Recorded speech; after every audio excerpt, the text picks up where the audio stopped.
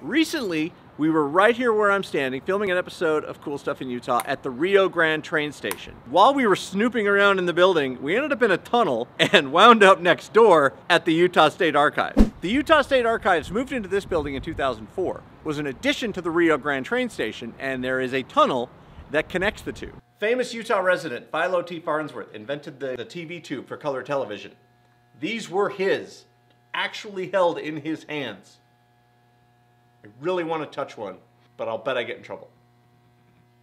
You're in trouble. A slot machine in Utah. This was actually evidence from a court case. This was taken out of a veterans club in 1980. One of the artifacts they have down here is a chest marked Ute Last Squad. It was a group of World War I soldiers from Utah. They would get together every year and reminisce old war stories and whatnot. As the group started to dwindle, they would put artifacts and mementos to commemorate their war achievements in this chest. Now, there's like uniform buttons and patches and medals and a hand grenade. It's so well preserved, it looks like it could have been made yesterday. So it's always a double-edged sword for me because I love history and I love archives. So I love walking around and seeing how everything's been categorized and neatly preserved. But at the same time, it's kind of a bummer, right? Because this is all in an off-limits area and nobody gets to experience a lot of the cool stuff that we see here. For example, there's a lot of like signs back here from the Olympics, when the Olympics were in Salt Lake City in 2002. We've got some original Olympic artifacts over here. There's even some old radio station swag from stations that are no longer on the air. On the list of things I didn't think I'd be doing today, walking into the state archives and wearing the governor's highway patrol hat. Alan is in charge of this guy, this giant machine here, which is the automatic retrieval system. They call it the ASRS, the Automatic Storage and Retrieval System. So tell us a little bit about what we do here. The State Archives is responsible for helping government entities throughout the state manage their records and to preserve their historic records. So let's say, for example, I come in and I'm like in some sort of official job and I'm like, hey, I need this record from 1925. And you've got it somewhere in here. That yellow robot will find it for you. Yes, there are over 50,000 boxes in here. I just punch in the barcode, what I want, and the robot knows where it is and it will pull it. How much, if I wanted to build one of these in my house for my G.I. Joe collection, how much would that cost, do you think?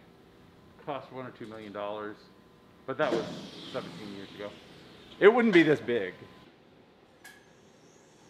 And there it goes. So what are we looking at here? So these are just some sort of, it's like some sort of attendance and grades. So we have attendance records. If we have like Taylorsville High attendance records from 1996, 1997, could I? We could probably find out if you were actually fast enough. That's so crazy. So we just found out while touring the building, all of the items that are given to the state governor while he's serving as the governor remain property of the state of Utah. Now that Governor Herbert is out of office, all of the items that were given to him are being transferred to the state archives. In fact, we've got this thing. I can't read it. It's in a language I don't understand, but it's something. So it's kind of cool to be able to see like recent history become history. I thought we were coming over here just to shoot an intro outside of the building, and here I am wearing the governor's Lone Ranger hat. It's a good day, man. From the Spanish-American War.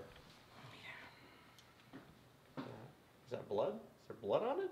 I don't think so. Well, that's... It kind of looks like it, doesn't it? It does, kind of. These are the originals. These are the original glass plate negatives. So August 11th, 1909, GAR parade. And that's it. That's the actual photo negative from 1909. So look at that. You've got Union soldiers in uniform. There's almost a reverence that goes along with looking at a photo negative. this is from the internment camp, the Japanese internment camp. So the family, they made this. When they left the camp, they took it with them and donated it to state history. If you've ever seen the Utah state flag, it's pretty recognizable. It's blue background, it's got an eagle, it's got the beehive, industry. We have the first state flag right here in front of me. And when we say the first state flag, I mean it is the first state flag. This is the one that they made, and this is the one that they based every version of Utah state flag up until the recent change is based on this flag right here. It just goes to show you how much history you'll find in the state of Utah just by kind of looking around. So my thanks to Alan and to Kurt from the Utah State Archives, archivists for the Utah State Archives. And again, big thanks to Steve for helping us out today. The next time, cool stuff in Utah. Make sure you comment down below what you would like us to explore and what you want to see. Also, don't forget to like it and subscribe to it. And we'll see you next time.